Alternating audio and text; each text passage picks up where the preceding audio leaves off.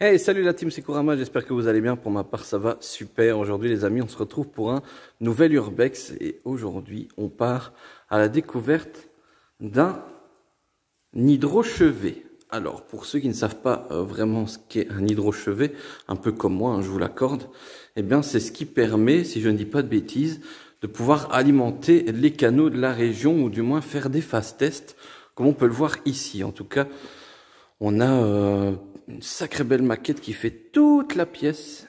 Et je pense qu'au bout du terrain, il y a un bassin d'orage. Donc c'est ce qui permettrait éventuellement d'alimenter les villes de la région en termes d'eau et peut-être faire en sorte que les canaux fonctionnent correctement. Du coup, on a pas mal de pièces, hein, comme on peut le voir ici. Un sacré morceau de maquette, hein. C'est un canal d'essai, voilà, comme on l'appelle plus communément dans le jargon. Un canal d'essai, pas mal du tout, c'est très très joliment bien fait. Et on a tous des matériaux ici même, avec notamment des cabines et autres. Et alors, petite particularité très sympa, à côté de la cabine électrique, on a cette petite banquette, plutôt originale mais très sympa. Et on va s'avancer ici dans le couloir pour aller rejoindre notre cher gaucher qui a déjà pris les devants. Donc ici on a les restes des bureaux. Malheureusement il ne reste plus grand chose de ceux-ci. Et on va s'avancer. Comme ceci. Voilà, voilà. Alors ici on a pas mal. C'est bizarre, ça. Pluviographe.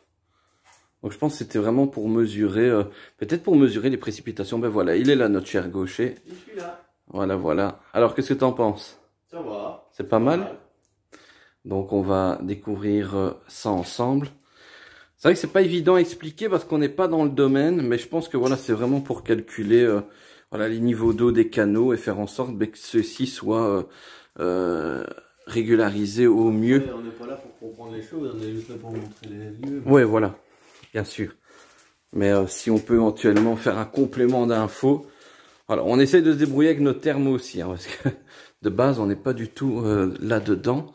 Alors ici, qu'est-ce donc? Ah, des appels à candidature. Ok, je pensais que c'était un poster particulier. Ouais, ben voilà. Malheureusement, les bâtiments ont pris cher aussi. Voilà. Quelques articles par-ci par-là. Là, c'était du coup un vestiaire. Et on repart sur notre gauche. Hop. Et donc ici, on a... Ah, pas mal ici, regardez. On a les totaux annuels de pluie pour Uccle. Pourtant, on n'est pas tout près de Uccle. Hein. Après, ça remonte, hein. Mais ça remonte, regardez. De 1841 à 1981. Et on a tout un graphique, pardon, qui représente le taux de précipitation dans une période de quasiment 150 ans. 148 ans pour être précis. Donc c'est pas mal. Hein. Maximum en 1965, minimum en 1921. L'année de naissance de mon grand-père, imaginez comme ça date. Tard l'époque. Donc ici, malheureusement, les bâtiments ne sont plus que l'ombre d'eux-mêmes. Beaucoup de plafonds qui ont fini par s'effondrer, malheureusement. Mais ouais, des chouettes bâtiments malgré tout.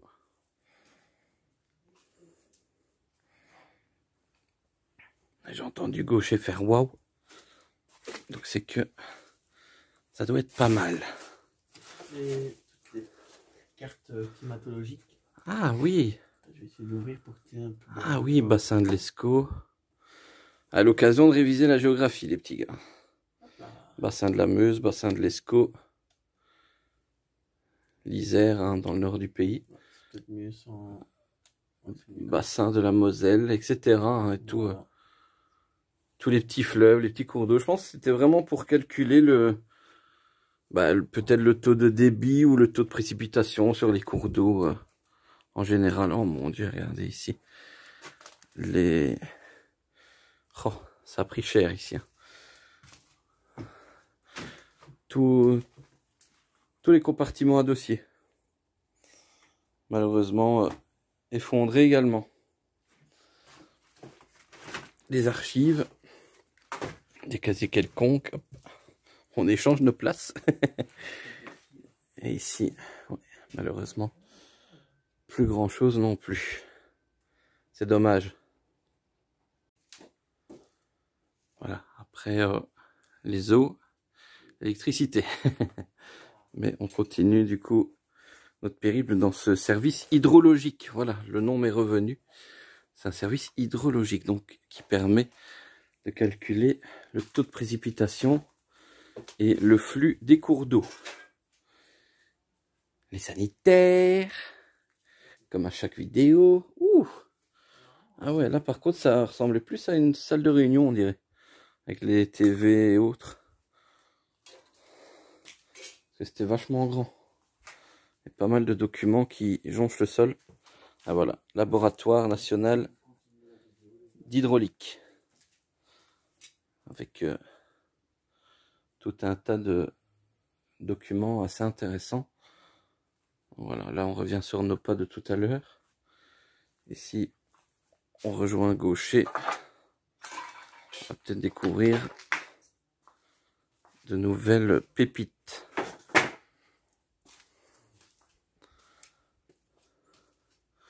Wow. Ah ouais, là par contre niveau paperasse, on bat les records là.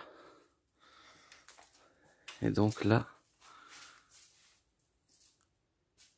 le canal de Bruxelles à Charleroi, bief de partage, c'est intéressant. Très impressionnant en tout cas. 1880. Regardez ici, des dossiers qui datent de plus de 150 ans les amis, 1864 jusqu'à 1882. Et là-bas, on va rejoindre Gaucher. On va d'abord regarder ici, regardez-moi ça là. La multitude de dossiers qui sont empilés. Et du coup là-bas, Gaucher nous a fait remarquer qu'il y avait des dossiers qui dataient, enfin des écrits, en tout cas d'ouvriers, qui dataient, ah oui, 90-91. Oh là là. Les dossiers sont aussi vieux que moi.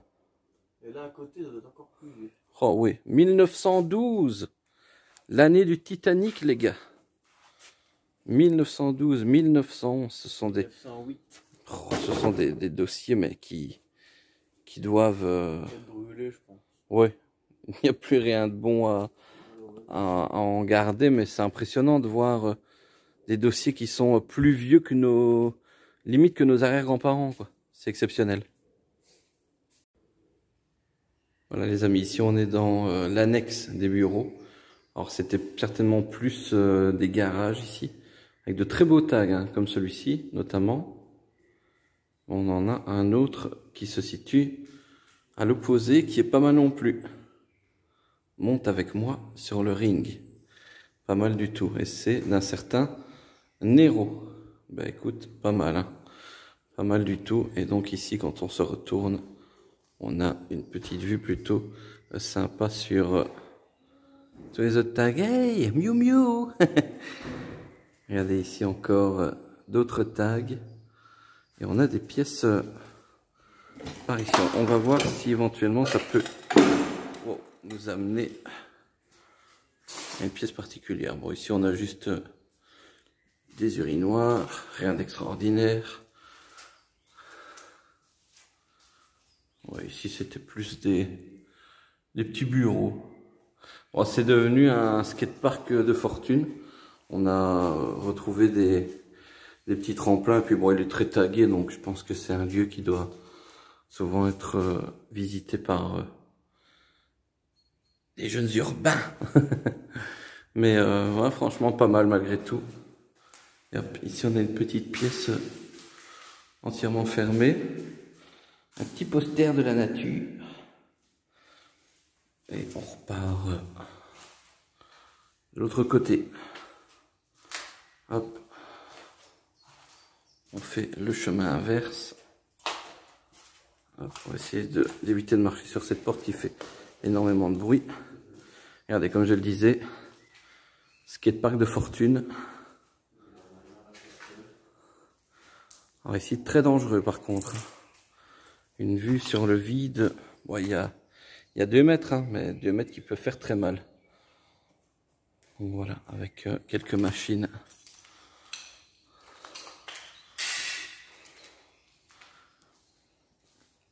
Et donc là-bas au bout, on va avoir accès à une dernière pièce. Très certainement. Une pièce qui devait peut-être servir de stockage, mais qui est bien évidemment elle aussi squattée au vu du magnifique tag, malgré tout, qui est représenté sur le mur. Voilà. Et juste ici à notre droite, encore une autre pièce.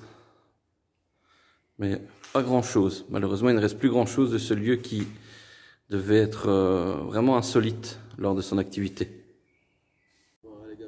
Bon, ben les petits gars, là, il y avait l'atelier avec le fameux trou béant dont il faut être extrêmement prudent. Et si on se retourne pour rejoindre Gaucher, regardez ici les petits gars. Un bassin, ou du moins ce qu'il en reste, mais c'est dingue de voir à quel point la nature a pris ses droits. On voit les nénuphars là, juste au milieu de votre écran. Et la pluie qui commence à regagner notre territoire. Mais très très joli. Bon, du coup, c'est un bel urbex malgré tout. Hein. Là-bas, il y a une petite tour. Et là, par contre, je ne sais pas du tout ce que c'est. Mais on a un petit pylône avec des câbles.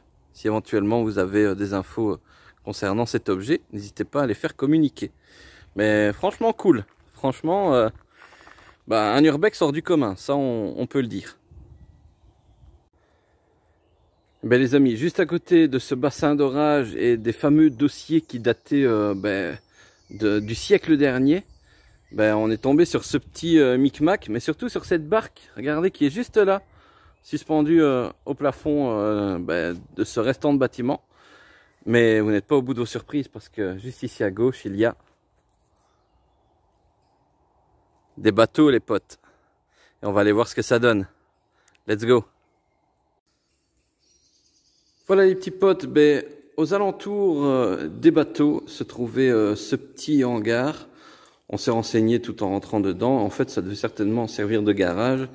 Mais à l'heure actuelle, ça sert surtout de squat avec un joli canapé, une table de fortune, voire même peut-être 2 ou 3 avec les roulets.